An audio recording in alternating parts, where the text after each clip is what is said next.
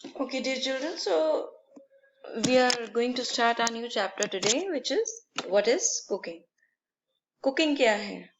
Cooking, as the name suggests, cook करना, जो cook कर रहा होता है. और कुक क्या करते हैं? पकाना. पकाना मतलब क्या पकाएंगे? खाना, राइट? तो जो खाना पकाते हैं दैट इज कॉल्ड कुकिंग.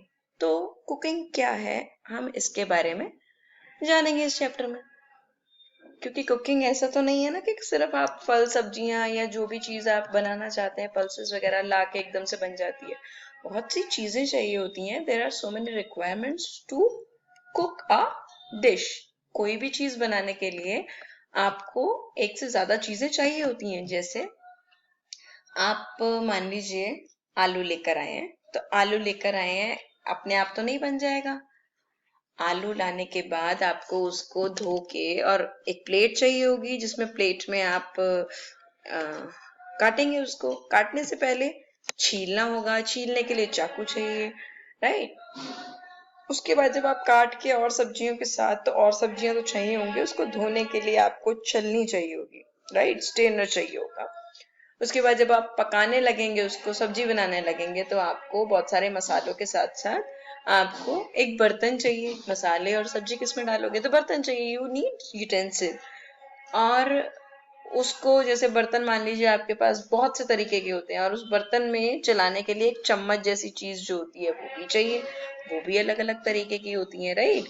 तो कुकिंग भी एक आर्ट है जो बहुत सारी चीजों को मिला के, बहुत सारे प्रोसीजर, बहुत सारे चीजें मिलाकर बनती है. ठीक है, तो हम पढ़ेंगे क्या है ये एक्टिविटी. हमने कल की थी. Yesterday we had done this activity. आपको क्या करना है इस एक्टिविटी में बेटा?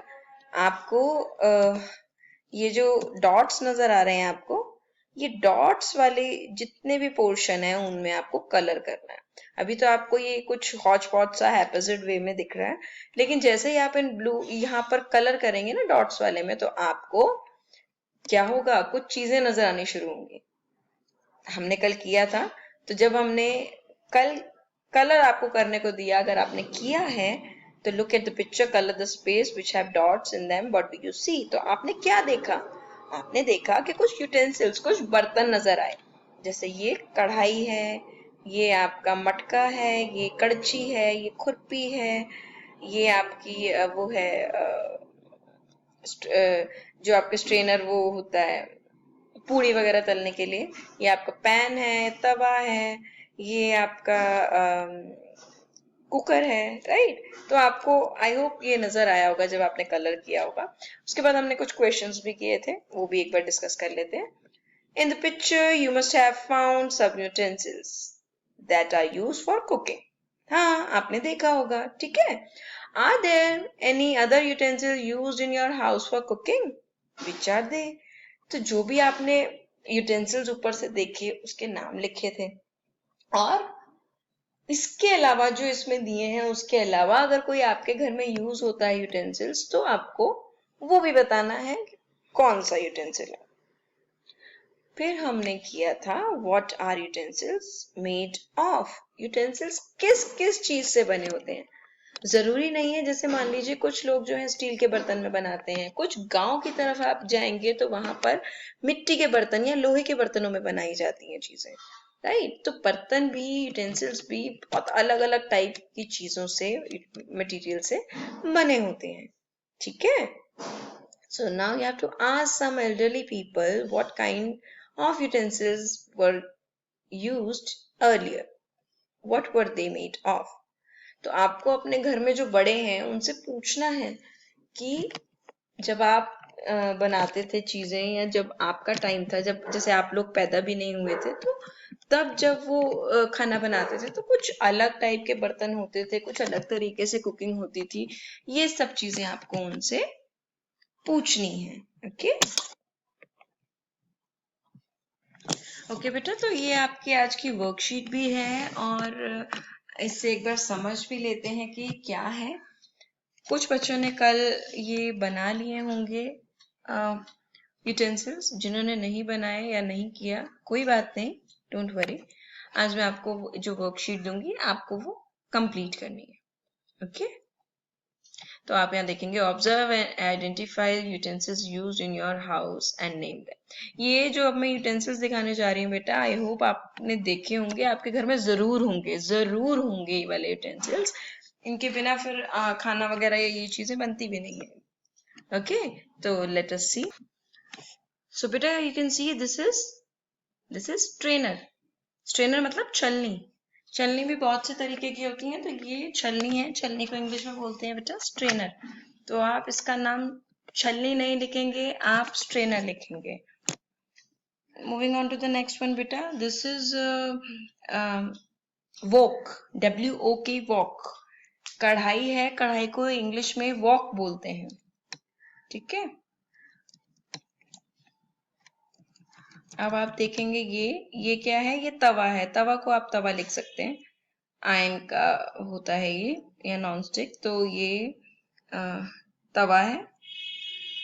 ये कड़छी है, ये एक तरह की कड़छी है, लेकिन और बहुत से तरीके की कड़छी होती है। तो कड़छी को इंग्लिश में लैडल बोलते हैं, ladle, LADDLE, ladle. Okay, now see this is a pan, this is a sauce pan. Pan बहुत तरीके के होते हैं, फ्राइंग पैन, सॉस पैन। तो ये सॉस पैन है, जो थोड़ा सा डीप होता है, that is sauce pan. Here this is pressure cooker, this is pressure cooker. तो आपको ये तो समझ में आए होंगे जो यूटेंसिल्स हैं कि यूटेंसिल्स के नाम क्या हैं। Okay, Vijay, so now we will see this picture, and there are so many pictures. I'll show you one by one, and here we have to name the metals or material used to make them. आपको ये देखना है कि बहुत सारे तरीके के आपके पास यूटेंसिल्स नजर आएंगे, और वो बहुत अलग अलग चीजों के बने हुए हैं, बहुत ही अलग अलग चीजों के बने हुए हैं। तो हम वो देख के बताते हैं कि किस किस चीज के बने। लेट अस सी। ये जो आपको लोटे नजर आ रहे हैं, ये पानी वगैरह भरने के लिए, कुछ और छाछ वगैरह पीने के लिए यूज होते हैं। तो ये किस चीज के बने हैं, which material? This is made up of brass, पीतल के बने हुए हैं, ब्रास बोलते हैं उसको इंग्लिश में। ये क्ले पॉट है, यानी मिट्टी के बर्तन होते हैं ना, मिट्टी क्ले मोरलेस सेम होता है। ये थोड़ा सा रिफाइंड होता है, थोड़ा रोटी सब्जी बनाने के लिए, कुकिंग के लिए थोड़ा अच्छे से पका होता है। तो this is a clay pot. आपको मड का वही अर्दन पॉट भी अभी मैं दिखाऊंगी। ये देखिए, ये कुछ आपको नजर आ रहे होंगे यूटेंसिल्स, बर्तन। ये किस चीज के बने हैं? आयन के। आयन मतलब लोहे के, आयरन। आयरन नहीं बोलते हैं उसको, उसके स्पेलिंग IRON होते हैं, लेकिन उसको बोलते हैं ion. Okay, the correct pronunciation is ion. ये आप देखेंगे, ये एक पानी का जग जैसा है। ये किसका बना है? तांबे का। तांबे को इंग्लिश में क्या बोलते हैं बेटा? कॉपर। और अब ये देखेंगे, ये जो ये है आपका यूटेंसिल, ये अर्दन पॉट है, मिट्टी का, जैसे मटका टाइप हांडी होती है ना, वो है ये। So this is also made up of mud or clay pot, or you can write earthen pot. Okay, so I hope Ita you understood what we have discussed today. Now if you have any problem, any query, any doubt, we can start our discussion session. Thank you.